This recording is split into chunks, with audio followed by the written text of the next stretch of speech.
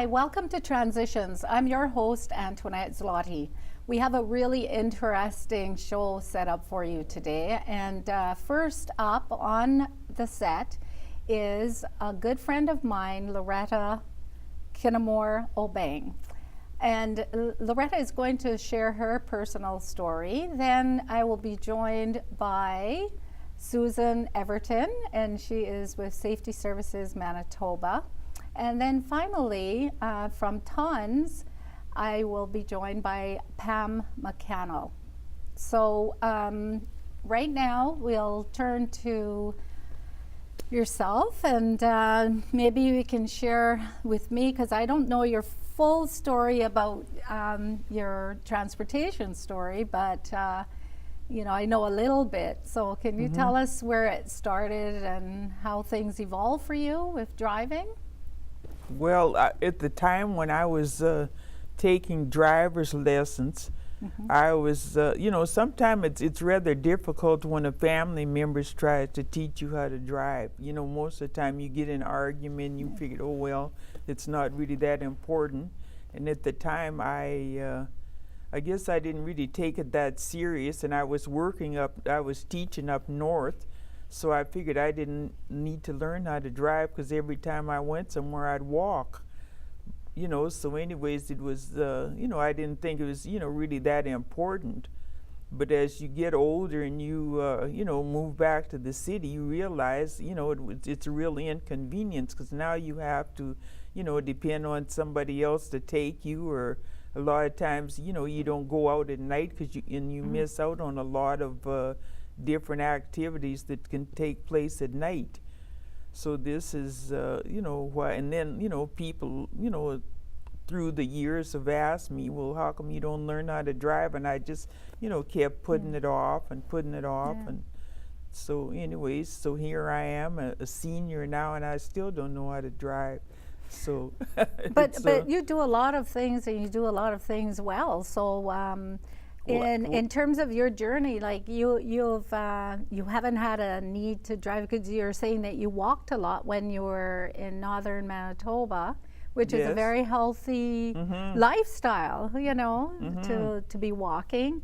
And but here, I guess it's more of an inconvenience, right, in terms of when the buses run and how often and so on.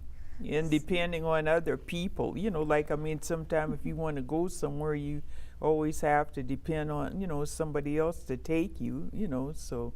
But I mean, like, I tried, and I was always so nervous, so I figured, well, I'll just, you know, don't pursue it, you know, which I regret now. So, so it was really, you know, it was just one of those things. Because I mean, I'm the only one in my family that didn't drive, because my brother, we lived on a farm when I was young, and my brothers and sisters all learned how to, you know, drive the tractor. They'd, you know, go around in the fields and everything, you know. So I never did learn when I was, you know, because most people, they learn when they're teenagers or, you know, early 20s at least, you know, so. So I'm hearing some regret in your voice, but yet your work in education didn't take you to an environment where driving was necessary. So now you're in an environment where driving may be beneficial. Can you see yourself maybe venturing into taking a course, or having a person who is qualified teach you how to drive as part of your own transportation history and learning, even as an older person, as a mature person? I don't know. Like, I mean, I think I'm, you know, like, I'm still nervous, probably more nervous now than I was before, so I really can't see it happening. You know, like, I mean, but then, you know, stranger things have happened, but I just, you know, like, I just feel at this point where I just have to, you know, make up my mind that I'm going to do, you know, find other means of transportation.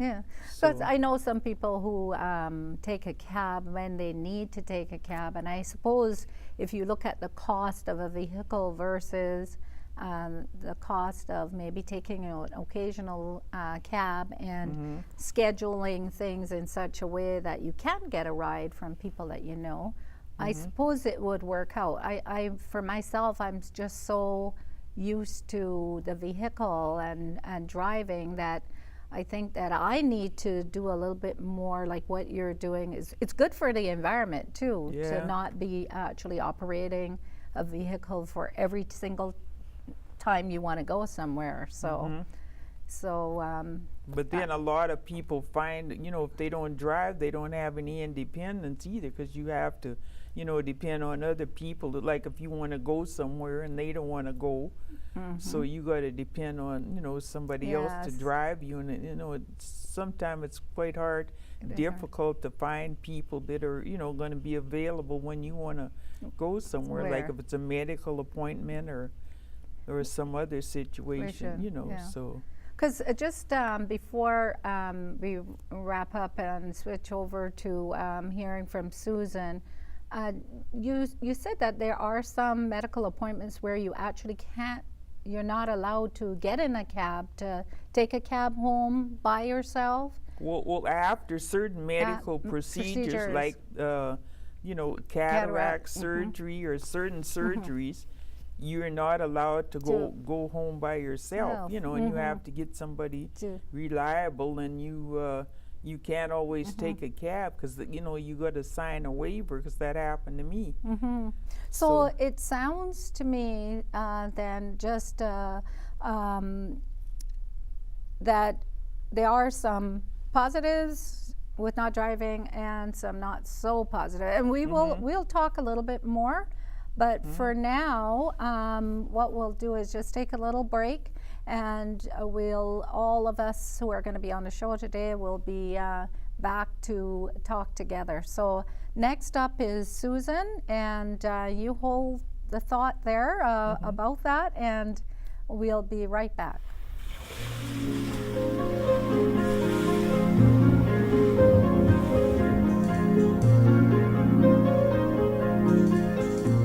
Welcome back to Transitions.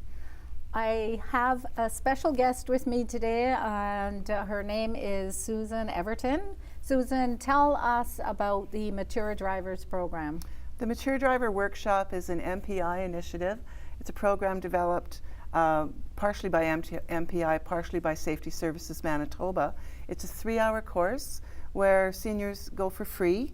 There's no charge at all for this. They get a current Manitoba Driver's Handbook, and there's a PowerPoint presentation in a classroom setting, and we go over concerns seniors have with driving related to cognitive abilities to drive that may diminish, or physical parts of aging that may affect their driving ability.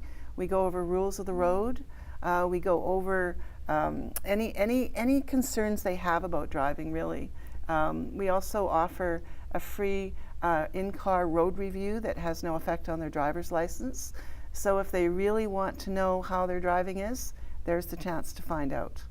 What I really like about it too, from what you told me before when we went on the road experience, and we'll show that film shortly, but what you said was that you will go to a community group and actually provide the instruction right there in their own environment. So they just need to book ahead. Yes, as long as there's a group of about 15, at least 15 seniors that would like the course, if they call the office, the Safety Services office, they could normally arrange to have myself or another instructor out with our equipment.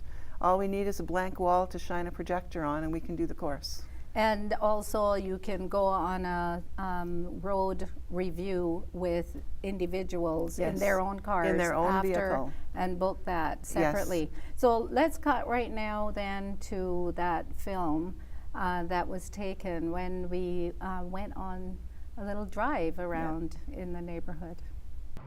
Okay, so Susan, tell me where you start when you go on a review with people. Well, I would have the participant come out of the building or wherever we were meeting, and we would go to their vehicle, and I would ask them to just briefly walk around the vehicle and just be checking things like, do the tires appear to be okay?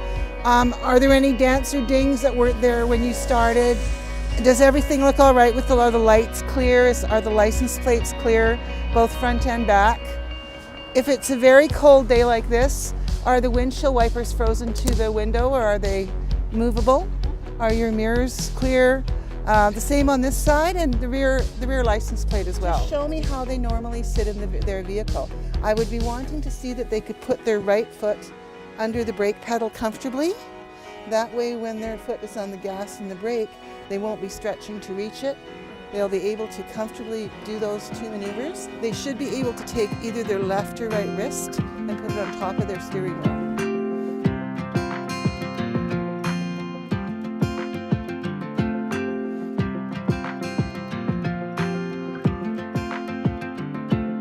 I'm approaching a four-way stop. So as I approach and slow down, and I'm checking to see if there's a sidewalk. There is not. So I can go past a stop sign and stop, even with the edge of the roadway here. Then check, it's my turn to go, and proceed. There is no cross traffic, there's no pedestrians. A four-way stop, there's a pedestrian. I'm looking for a sidewalk. There is one on the left, so I should stop before that point, so a pedestrian can walk straight across. I've done a full stop and then proceed, checking carefully.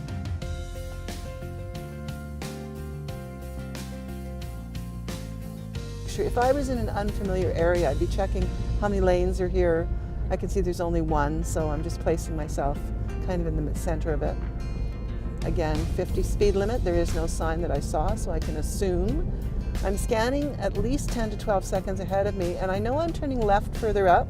The road splits into two here, so I'm going to go into the left portion.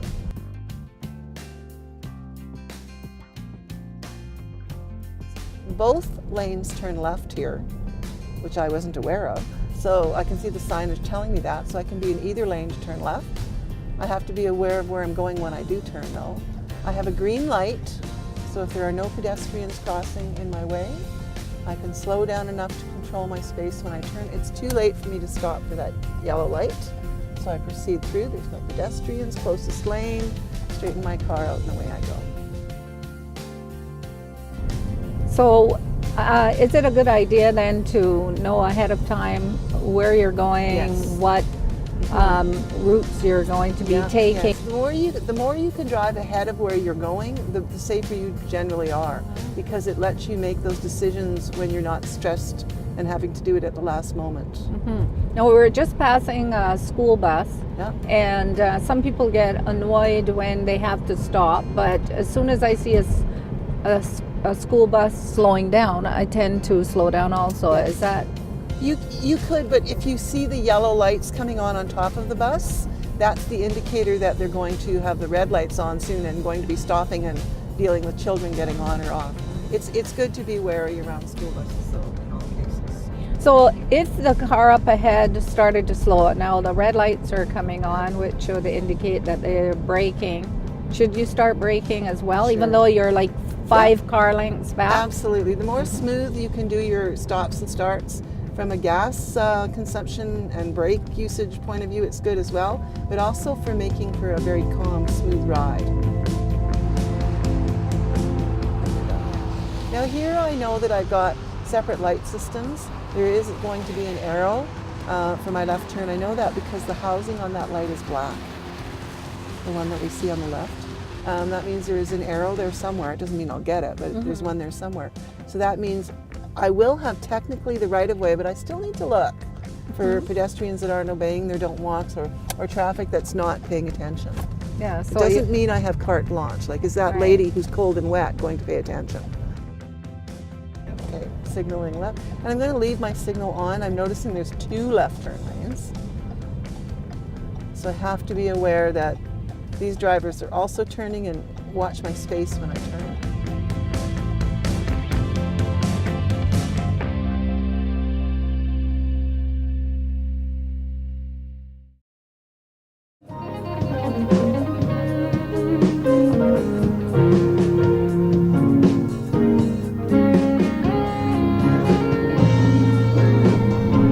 Thanks for staying with Transitions as we talk about transportation and the different changes that we make as we become young adults and as we become mid adults and older adults. I would like you to meet Pam McConnell. Pam is with the TONS organization. Transportation Options Network for Seniors. Right, yes. So Pam, you're going to tell us a little bit about what that organization does and in Winnipeg and beyond. Yes. Yeah. Thank you so much for having me. Yes, we inform and educate Manitobans, older adults and their families that might be looking for them as well, their loved ones, about what the transportation options are that exist for people. And often the question is coming about because, you know, someone is suddenly facing perhaps not driving. So we look at all the different kinds of transportation options that are available. Yeah. I see. So in the city of Winnipeg, transportation is a little bit more complex, and especially as we grow in size. Do you discuss anything about adaptations that people could make to a big city when they come from a rural area? Not specifically that, but we certainly see a lot of people that end up leaving, say, a farm or something, and they're moving into rural into a rural urban center, but smaller than Winnipeg. Right. But so not so many of those kinds of questions, but we would be talking to anybody who is interested about what the options are. We'd be promoting transit, possibly handy transit and how you apply for handy transit. Volunteer drivers, that's the most common question I get. Where could I find a volunteer driver? So a whole variety of options. We look at even taxis. We're preparing for ride shares and Ubers and what that's going to look like, cycling, you name it. So you give people the information as to where they can go and access these different options, and then it's up to them to then go and seek them out? Well, is that it? Oftentimes the main thing I get calls about are for someone who needs a volunteer driver. They're no longer driving and they need to get somewhere. So that's the number one thing. And at the time I'm talking to the family member or the older adult, I'm trying to find out what their situation is, and then from there determining what would make sense, what is where they're living that you could offer to them. And as I said, we work with all the transportation providers to try them to be more senior friendly and possibly more friendly in terms of other people of all ages that might have a disability or require some extra assistance. So let's say an individual needed to have an orientation to transit. Is that provided as on a regular basis, like a schedule basis, or do you have to book that with transit, Winnipeg Transit? Well, you actually can even get it as an individual person, but they try to book it for groups. But there is someone there full-time who is a transit travel trainer. And but when you have a group, they actually bring a bus, and you can actually practice loading onto the bus. And if you are in a wheelchair, the buses are accessible, so you can have them lower the ramp. You can use the space at the front and try hooking in your wheelchair for the first time when the bus isn't full, rather than trying to do it when it's a full bus and you're using it for the first time. So that gives you an opportunity to try some of those things out. So we've worked with transit around developing that program. We've also are on the Handy Transit Advisory Board, so we work with them around different issues and things that come up that we hear about from seniors. And we work with the taxi cab industry. We have in the past around developing training for taxi drivers around persons who are disabled and so on, to be able to help them. And the disability community was also involved with that. I see. Yeah. Now we have a special climate here in Winnipeg, which is actually pretty I guess, can be pretty severe. Like when you mention about people in wheelchairs using the buses and so on, Yeah. I guess the thing is that you pretty well have to pick your option dependent on the weather, the situation, and so on. Like I understand that some seniors centers do try to recruit and train their own volunteers as well. So if you get connected with a senior center in the area, then that might help as well. Is that correct? That's true. Yeah? That is true. Unfortunately, we don't have the whole city covered, but it is true. Oh, I see. Oh, okay. Well, that's really good. I just wonder, could you tell me a little bit about the percentage of people? Do you have any information about the, or maybe not, a percentage of older people who drive, or is that number, the numbers are increasing though, eh? They are increasing. So the older adults are the fastest growing portion of our population, that's for sure. And so I have some general stats from Canada. just We've got maybe- roughly 2.7 million drivers that are 65 years of age or older. So, and that's going to increase as the baby boomers, come along. That's only going to increase. So we're a big segment of the population that's on the, on the roads for sure. Well, I really appreciate you coming in and sharing your information and your knowledge, and being available also for other people to contact you and get more information. Everything will be posted in terms of where to contact you. And now what I'd like to do is just take a quick break, and then all of us will get back together and have a little group chat. So stay with us, folks. Thank you.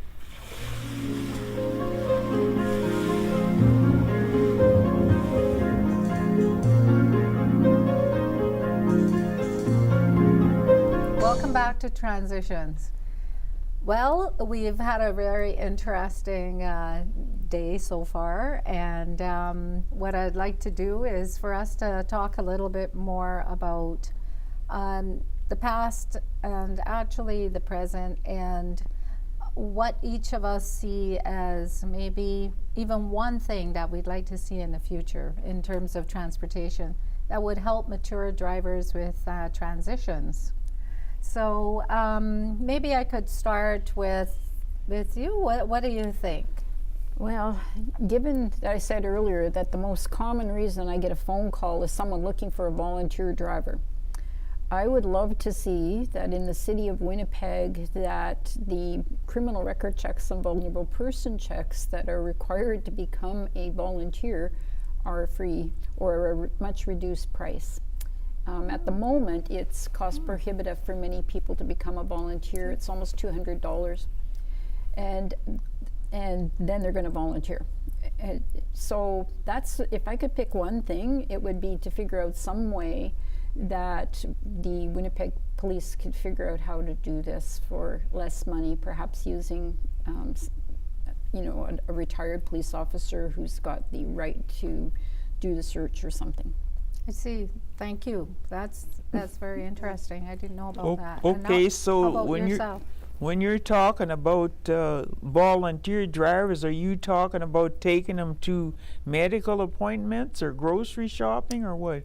Absolutely anything. It could. The most common request is to get to a doctor's appointment, but also people need to socialize. They need to be able to go out and have a coffee and enjoy life.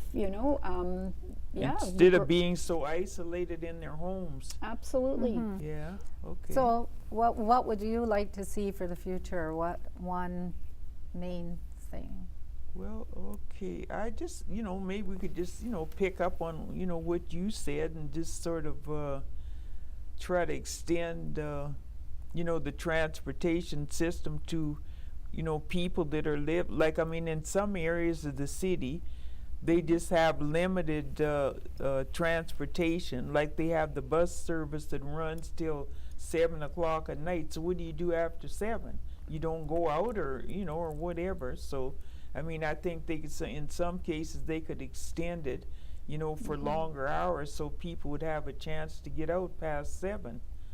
because in our neighborhood that's the case, you know, and that's you know, pretty early. So That is early. And Mhm. I would talk to my counselor and say, you know, we've got seniors living here and we all have to be home by 7 because the bus doesn't run past then. yeah, Then, so yeah, so that's you know, an important issue for Issue. some people. Absolutely. Thank So- you. Thanks. That's very significant. And how about yourself? Well, I'd like to see the seniors who are still driving, actively driving. I wish more of them would recognize the value of education while they are driving, and learning whether or not they actually are doing it properly, and understanding when they may have to move along and get some other services from other places, because driving will no longer be a valid option for them, which is hard for a lot of people. And especially in Manitoba and Saskatchewan, we have a number of people who were farmers, and literally at 10 years of age, they were driving the farm truck or the tractor. And oftentimes, they didn't even have to write a test to get their license. That's right. They didn't even show up. There was no test involved at all, which is shocking nowadays that we have graduated licenses and how long that takes. But they may never have learned some of the proper things. So I would really agree with you. And I wish more people would understand that the information is there if they go and look for it, especially if they're internet literate. If they're on the computer, they can go to MPI's website and look at the handbook for free. You know, if they don't have an access to a program, but the programs are there. So, Well, I guess if I had to look at something in terms of future, I guess there are a number of things that I'd definitely like to see for transportation, and this would be one of them would be an all-you-can-ride fee for seniors instead of having to transfer at a certain time, because you can't transfer without too much time in between. So, so that you can go from A to B to C right throughout the day for a set amount. And the other thing I wonder about is privately owned vehicles, small like minibuses. In the Caribbean, it's very, very common to see that, where they're regulated. There are regulations that they're supposed to be following. So even if they're regulations, they still have to have somebody watching to make sure that they are following the regulations. But you know, we do rely on the public system, and it's good. I like public systems, but sometimes we need to also look at some newer ways to deliver services. So I definitely am interested in that all-you-can-ride fee. Yeah, one fee a day for all-you-can-ride if you're over 65. Maybe we could start a seniors rideshare program. A rideshare program? Yeah, like Uber or Lyft, but it would be something, you know, more geared towards seniors, and then the same idea that, you know, maybe a few people want to go to, say St. Patel Mall, and you know, you would put 3 people in the car.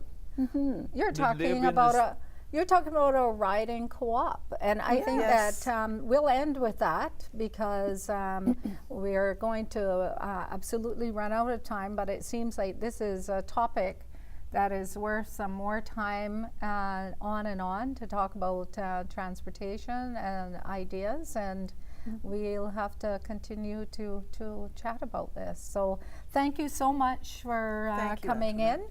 in, and I Thank you think for having we've us. got some ideas to go forward with. thank you, Thank you. Antoinette. Yeah, Yeah. thanks. Thanks for joining us. having Please visit our website and check out our previous shows and upcoming shows, and join us again on Transitions.